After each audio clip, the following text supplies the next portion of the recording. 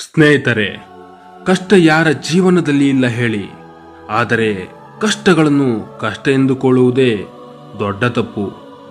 ಕರ್ಣ ತನ್ನ ಕಷ್ಟಗಳನ್ನು ಕೃಷ್ಣನಿಗೆ ಹೇಳಿಕೊಂಡಾಗ ಕೃಷ್ಣ ಕರ್ಣನಿಗೆ ಹೇಳಿದ ಈ ಅದ್ಭುತ ಮಾತುಗಳನ್ನು ಒಮ್ಮೆ ಕೇಳಿ. ಅಂದು ಕರ್ಣ ಕೃಷ್ಣನಿಗೆ ಹೇಳಿದ, ನನ್ನ ಬದುಕೇ ಒಂದು ಅಗ್ನಿಕುಂಡ, ಮುಳ್ಳಿನ ಬೇಲಿ. ನಾನು ಹುಟ್ಟಿದ್ದೇನೋ ಸರಿ, ಆದರೆ ಎಂತಹ ಹುಟ್ಟಿಸಿದ ಕುಂತಿ ನವಜಾತ ಶಿಶುವಾಗಿದ್ದ ನನ್ನನ್ನು ನದಿಯಲ್ಲಿ ತೇಲಿಬಿಟ್ಟಳು. ಹುಟ್ಟಿ ಕಣ್ಣು ಬಿಡುವುದಕ್ಕೂ ಮುನ್ನ ನಾನು ವಿಶಾಲ ನೀರಿನ ನಡುಭಾಗದಲ್ಲಿ ತೇಲುತ್ತಿದ್ದೆ. ಹೇಳು, ಅಕ್ರಮ ಸಂತಾನವಾಗಿ ತಾಯಿಯ ಕುತೂಹಲದ ಪರೀಕ್ಷೆಗಾಗಿ ಹುಟ್ಟಿದ್ದು ನನ್ನ ತಪ್ಪೆ. ಹುಟ್ಟಿ ಬಡಬಗ್ಗರ ಹಟ್ಟಿಯಲ್ಲಿ ಬೆಳೆದೆ. ಬಿಲ್ವಿದ್ಯೆ ಕಲಿಯಬೇಕೆಂದು ದ್ರೋಣಾಚಾರ್ಯರ ಬಳಿ ಬಂದಾಗ ನನ್ನನ್ನು ಇದಿರುಗೊಂಡಿದ್ದೇನು? ನಿರಾಸೆ. ನೀನು ಕ್ಷತ್ರಿಯನಲ್ಲ, ಕೀಳು ಜಾತಿಯಲ್ಲಿ ಹುಟ್ಟಿದ ಸೂತಪುತ್ರ, ದೂರವಿರು ಎಂಬ ಮನನೋಯಿಸುವ ಮಾತುಗಳು. ಸರಿ, ಪರಶುರಾಮರು ಅಸ್ತ್ರಶಸ್ತ್ರಗಳ ವಿದ್ಯೆಯನ್ನೇನೋ ಕಲಿಸಿದರು. ಆದರೆ ನಾನು ಕ್ಷತ್ರಿಯ ಎಂಬುದು ಗೊತ್ತಾಗುತ್ತಲೇ ಶಾಪವನ್ನು ಕೊಟ್ಟೇ ಬಿಟ್ಟರು. ಅಗತ್ಯ ಬಿದ್ದಾಗ ನಿನಗೆ ಅಸ್ತ್ರಗಳು ಕೈಕೊಡಲಿ. ಅಬ್ಬಾ, ಅದೆಂಥ ಉಗ್ರ ಶಾಪ! ಅಗತ್ಯ ಸಂದರ್ಭದಲ್ಲಿ ಮಾತ್ರ ವಿದ್ಯೆ ಕೈಕೊಡುವುದಾದರೆ ಅಂತಹ ವಿದ್ಯೆಯನ್ನಾದರೂ ನಾನು ಯಾಕೆ ಸಂಪಾದಿಸಬೇಕಿತ್ತು?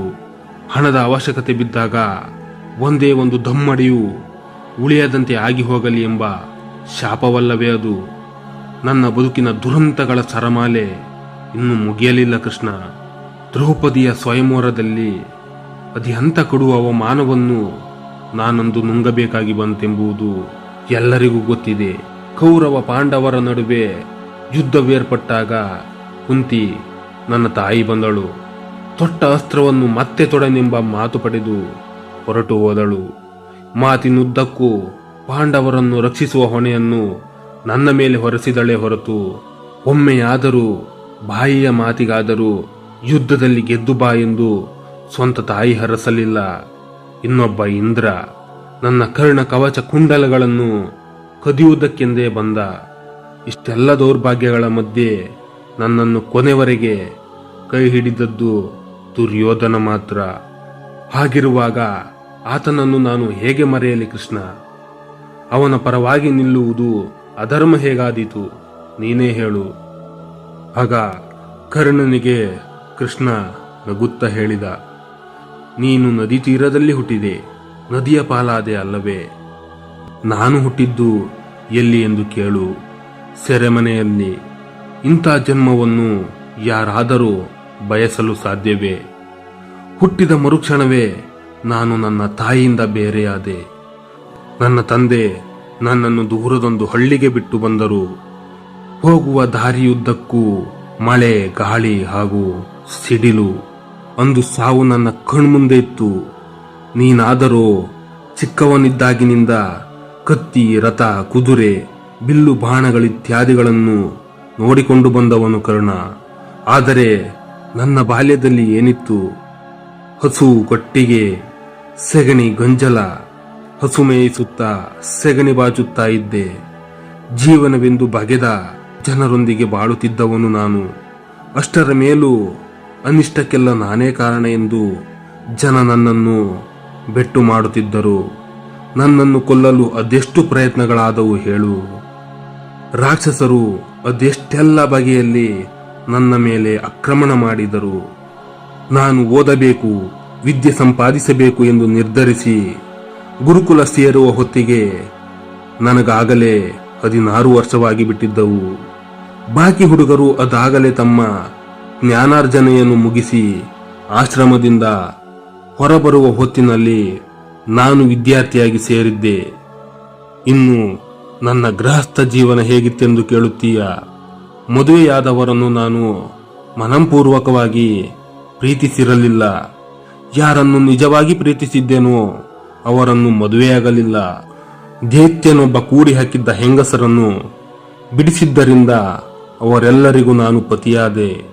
ಬಯಸದೆ ಬಂದ ಜವಾಬ್ದಾರಿಯದು. ಜರಾಸಂಧನಿಂದ ಜೀವ ಉಳಿಸಲಿಕ್ಕಾಗಿ ನಾನು ಊರಿನವರೆಲ್ಲರನ್ನೂ ಹೊರಡಿಸಿಕೊಂಡು ಮಥುರೆಯಿಂದ ದ್ವಾರಕಕ್ಕೆ ಹೋಗಬೇಕಾಯಿತು. ಹೊಸ ಪರಿಸರ, ಹೊಸ ಜನ ಅಂತ ಪರಿಸ್ಥಿತಿಯಲ್ಲಿ ಏನು ಮಾಡಬಹುದಿತ್ತು ಎಂದರೆ ನಾವು ಅಲ್ಲಿಯೇ ಇರಬೇಕಾಗಿ ಬಂತು.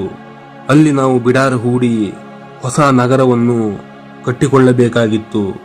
ಮಥುರೆಯಿಂದ ಹೊರಟಾಗ ನಾನು ಕೇಳಿದ ಮಾತುಗಳಾದರೂ ಎಂಥದ್ದು. ಹೇಡಿ ಎಂದರು, ರಟ್ಟೆಯಲ್ಲಿ ಬಲವಿಲ್ಲದೆ ಓಡಿ ಹೋಗುತ್ತಿದ್ದಾನೆ ಎಂದರು. ಎಲ್ಲ ಗೇಲಿ ಅಪಮಾನಗಳನ್ನು ಸ್ಥಿತಪ್ರಜ್ಞನಾಗಿ ನಾನು ಸಹಿಸಿಕೊಳ್ಳಬೇಕಾಯಿತು. ಕರ್ಣ, ಕುರುಕ್ಷೇತ್ರದಲ್ಲಿ ನೀನು ಗೆದ್ದದ್ದೇ ಆದರೆ ದುರ್ಯೋಧನನ ಪ್ರೀತಿಗೆ ನೀನು ಸಂಪೂರ್ಣವಾಗಿ ಪಾತ್ರನಾಗುತ್ತಿದ್ದೆ. ಪ್ರೀತಿಯಿಂದ ಅರ್ಧ ರಾಜ್ಯವನ್ನು ನಿನಗೆ ಬಿಟ್ಟುಕೊಟ್ಟಾನೇನು, ಅಥವಾ ಸಿಂಹಾಸನದ ಪಕ್ಕದಲ್ಲೇ ಮತ್ತೊಂದನ್ನಿಟ್ಟು ನಿನ್ನನ್ನು ಕುಳ್ಳಿರಿಸಿಯಾನೋ ಏನು. ಜಯದಿಂದ ಲಭಿಸುವ ಎಲ್ಲ ಭೋಗಭಾಗ್ಯಗಳಿಗೂ ನೀನು ವಾರಸುದಾರನಾಗುತ್ತಿದ್ದೆ. ಆದರೆ ನನಗೆ ಈ ಯುದ್ಧ ಗೆಲ್ಲಿಸಿಕೊಟ್ಟರೆ ನನಗೇನು ಸಿಗುತ್ತದೆ ಎಂದು ಭಾವಿಸಿದ್ದಿ. ಅಣ್ಣ ತಮ್ಮಂದಿರು ಹೇಳುತ್ತಾರೆ, ನಮಗೆ ಬೇಡ ಇತ್ತು. ಆದರೂ ಆ ಕುಟಿಲ ಈ ಯುದ್ಧ ಮಾಡಿಸಿದ ಲಕ್ಷಾಂತರ ಜನರ ಸಾವಿಗೆ ಕಾರಣನಾದ ದಾಯಾದಿಗಳೇ ಪರಸ್ಪರ ಕೊಂದುಕೊಳ್ಳುವ ಹಾಗೆ ಮಾಡಿದ ಅಣ್ಣ ತಮ್ಮಂದಿರು ಎದುರೆದುರು ನಿಂತು ಸೆಣಸಾಡುವಂತೆ ಮಾಡಿದ ಗಾಂಧಾರಿಯ ಶಾಪವನ್ನು ನಾನು ಗಾಳಿಗೆ ತೂರಿ ಬಿಡಲಾಗಲಿಲ್ಲ. ಸಹನೆಯಿಂದ ಅನುಭವಿಸಬೇಕಾಯಿತು ಕರ್ಣ. ಪ್ರತಿಯೊಬ್ಬನಿಗೂ ಜೀವನದಲ್ಲಿ ಒಂದಿಲ್ಲೊಂದು ಸವಾಲು ಇದ್ದೇ ಇರುತ್ತದೆ. ನಿನಗೆ ನಿನ್ನ ಜೀವನ ಅಗ್ನಿಕುಂಡ ಅನಿಸಿದರೆ ನನ್ನದು ನೋಡು. ಜೀವನವು ಯಾರಿಗೂ ಹೂವಿನ ಹಾಸಿಗೆ ಅಲ್ಲ, ಯಾರಿಗೂ ಸುಲಭ ಗ್ರಾಹ್ಯವೂ ಅಲ್ಲ. ಜೀವನದಲ್ಲಿ ಏನೇ ಏರುಪೇರುಗಳು ಬಂದರೂ ಆ ಎಲ್ಲ ಸಂದರ್ಭಗಳಲ್ಲಿ ನೀನು ಏನನ್ನೇ ಮಾಡಿದರೂ ಯಾವುದು ಸರಿ ಎಂಬುದು ನಿನ್ನ ಒಳಮನಸ್ಸಿಗೆ ಗೊತ್ತಿರುತ್ತದೆ. ಅದನ್ನೇ ಧರ್ಮ ಎನ್ನುವುದು.